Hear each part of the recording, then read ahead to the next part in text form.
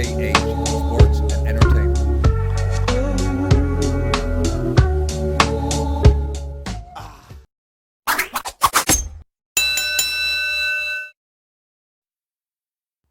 Hey guys, hey, welcome back. I'm back again with another video. Just freestyling it again, as usual. Just want to talk about what I want to talk about. Starting with the good news that the NBA is considering coming back very soon under obviously different rules completely to before in terms of what you can do, how many people can attend, and things of that nature. So that's some positive news because obviously me, I'm an NBA head as much as I am a boxing head.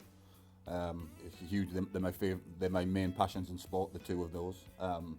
So I was pleased to. I'll keep you posted on more news about that as it comes in. Of more details, of course, of how the NBA will be run and the under the new guidance, I suppose, under the where the first of all still has to be established is where will the season begin, because if you remember at the beginning of the whole thing, it was leading up to the playoffs. So do the playoffs begin, or where there's more details to come on that when that becomes available, as far as that goes. So yeah, okay. So I was thinking about this. I caught a video of Tyson Fury's best performances. And of course, as great as Fury is, as fantastic as I rate him really highly, as you guys know, if you've seen previous videos of mine and stuff like that, you know that I rate Tyson Fury very highly. I consider him the best heavyweight in the world currently. But at the same time, I've also stressed the opinion that I'm not quite sure what happened with Glovegate, how legit Glovegate is, what I think. I have an opinion on it. What I think I saw, what it looks like happened. But the other thing is as well. I mean, you guys have you heard that? I'm sure you have. Some of you, of course, not everybody, but some of you will know and will have heard the rumors that that Deontay was spiked. His water was spiked during the fight, the second fight during the second fight in Vegas. With the first kind of excuse that came out was the suit. The suit was too heavy, right? The ring walk it took a toll on him, on Wilder. Took a toll on Wilder's body because the suit was it 45 pounds, maybe more, 40 pounds. Anyway, the suit was too heavy for Wilder. That he didn't realize how much it would drain his legs and drain his stamina before the fight. But now people are saying that that his water in the locker room, his water was spiked by an insider an insider in Wilder's camp somewhere, that the Fury had paid for somebody or something of that to spike his water. Now, listen, I don't know. I can't say what's true about that, what's not true, but it obviously it sounds far-fetched. Of course it does, right? But I guess, I mean, I don't know. Because, listen, Wilder in that fight wasn't himself. There's no question about that. But was his water really spiked? I mean, I know they did it. They had obviously the test. They were tested after the fight, and there was nothing found in either of the systems of Fury or Wilder. So it's I don't, you don't know what to believe anymore, because listen, the other thing is as well is that I mean, the chances of it really does seem very far-fetched, doesn't it? It seems very far-fetched that would happen. But again, at the same time, when people brought up the Glovegate situation and said, look at the gloves during the fights, and we actually broke it down, and other people did it a lot better than me, broke it down a lot better than me, showed a lot better footage than I have shown and things of that nature. And they showed what looked like something definitely faulty with the gloves, right? I still stand by that. I do.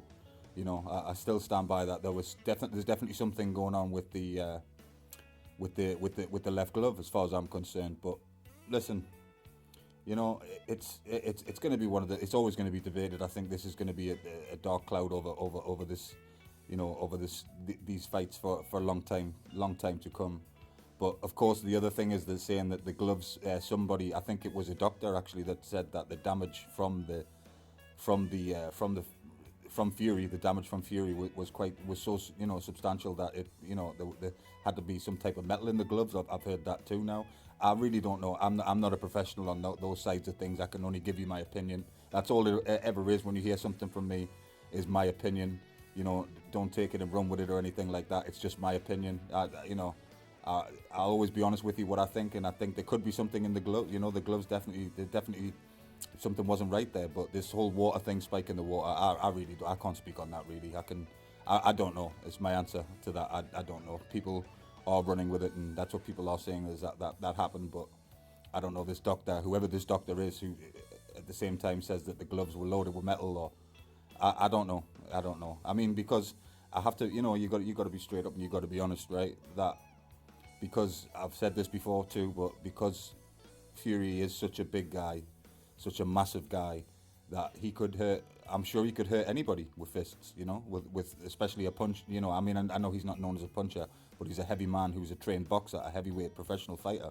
I'm sure he could do a lot of damage, but other people are saying, well, the damage, he's never bust anybody up like that before and all this. So it's tough to call. It's tough to call. All I can say is that the third fight should be, should be more exciting than ever.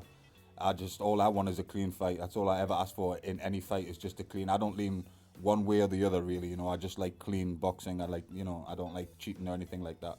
So, and it's all accusations, of course. There's no solid proof of this and that happened, or this got spiked, or the glove was. There's no. We don't have any concrete proof. We have opinions is all we have, and you can ride it whichever way you prefer to ride it, or have no opinion, whatever it is. I'm just a boxing fan. I'm a fan of the fights, and what I did say last time was it would be such a shame if Fury did cheat, because he's so talented and so skilled that he doesn't need to cheat. If he did do that, he doesn't need to do that, because he's capable of beating anybody on the face of the earth. He's that talented, he's that good. But again, Wilder, of course. I made a video last time, maybe a week ago or so, saying that how Wilder doesn't get a fair shot sometimes, and that he's known as the one-trick pony of the division and things like that. And I want to see how he can come back. A lot of people, over here in the UK, a lot of people are saying that we don't need to see this fight because we've seen it twice now, and it was pretty obvious in in both fights that Fury was the better boxer, even though the first fight, of course, was a draw. The first fight was a draw, and the second one, obviously, is the one which he lost, the TKO in the 7th round. So the third fight, a lot of people over here saying we don't need to see it. Tyson's the better boxer, and it appears to be, skill-wise, of course, that he is the better boxer. But again, heavyweight boxing is always the excitement of boxing, the exciting division in boxing, because people love not knowing what's going to happen, and there's nowhere is it more unpredictable than it is in heavyweight boxing. So yeah, it should be intriguing though, right? It should be, I don't want no excuses. I don't want just let them fight. If they go ahead, if they do get this third fight, get this popping, make it happen, I think they should leave it at that. I really do. I think Fury and Wilder should leave. They've had after the third fight goes ahead, they at that point have had 3 fights, and I don't think we need a 4th. But of course, contractually, in contracts and things, it can be, the rematch clauses and things like that. Obviously, this rematch would be a exercise clause from the rematch clause. So yeah, it's crazy. It's crazy because like, it's just how, it's shocking. Think of it this way: these two boxers, right? The biggest personalities, as far as I'm concerned, the 2 biggest personalities in boxing is Fury and Wilder, right? Because I've got no problem saying it, but Joshua doesn't have no personality, and I know a lot of people don't even consider him maybe even a top 3, but I think he is. But like, Joshua he's in comparison to Fury and Wilder, he doesn't have the personality that those guys have. But anyway, they have the biggest personalities in boxing, right? In world boxing is Fury and Wilder's, and they've been really, really quiet still. Really, really quiet. Not really said much about anything. You know, not much about Glovegate, or Fury hasn't talked about that at all, really, and Wilder hasn't talked much about the suit being too heavy, and it's quite a shock because these two guys have such outspoken personalities, and they're really right now, you know, really quiet. So, you know, we have to wait and see. And like I say, just Joshua doesn't have the personality, so when it comes to the face-offs and things, if he signs a fight with either of those guys, either Wilder or Fury, you know, he's done. In terms of the press conferences, he doesn't stand a chance. He hasn't got a leg to stand on in that one. He loses that battle every time. He doesn't have the personality for that stuff. But yeah, the return. So anyway, the return. You know, sport looks like it's slowly but surely making some kind of a return and come back in some capacity. You know, some form or fashion. You know, like the UFC, they did their event, and that was I hear was a successful time, and you know.